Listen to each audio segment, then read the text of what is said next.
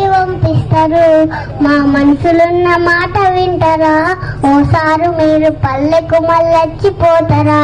దొరగారు మీరు ఎలక్షన్లకు వచ్చినప్పుడు ఎన్నో హామీలను ఇచ్చినప్పుడు మా బతుకు బాట చెప్పినప్పుడు సీమాంధ్ర కుట్రలన్నీ చెప్పినప్పుడు దేవుడ దిగి వచ్చనని జై జైలు కొట్టితిమి, దేవుడ దిగి వచ్చనని జై జైలు కొట్టితిమి.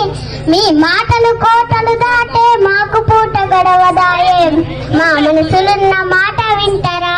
ఓసారి మీరు పల్లెకు మళ్ళొచ్చిపోతారా?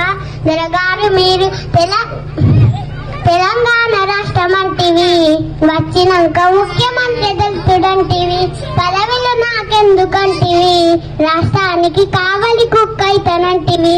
పునరు నిర్మాణం అంటూ పూటకొక్క మాట చెబుతూ, పునరు నిర్మాణం అంటూ పూటకొక్క మాట చెబుతూ గలీల నిర్మాణంకై గల్లీ గల్లీకొస్తున్నావు. మా మనసులున్న మాట వింటారా? ఓసారి మీరు పల్లెకు మళ్ళొచ్చిపోతారా?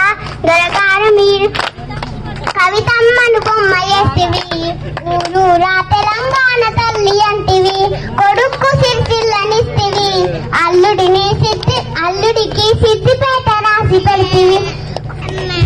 బిడ్డని ఎంపిక చేసి ఢిల్లీల రాణిని చేస్తేవి, బిడ్డని ఎంపిక చేసి ఢిల్లీల రాణిని చేస్తేవి. గల్లీల నీ రాజకీయం గమ్మత్తుగా నడిపినావు. మేము డప్పు కొట్టి పాట పాడితే ఓసారి మీరు బుగ్గ కాళ్ళ తిరగబడితిరా?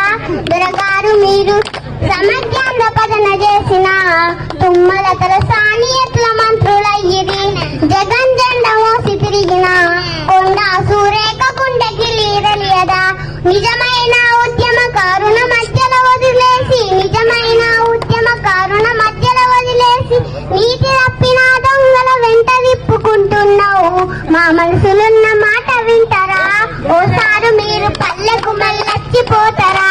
దొరగారు మీరు తల్లికి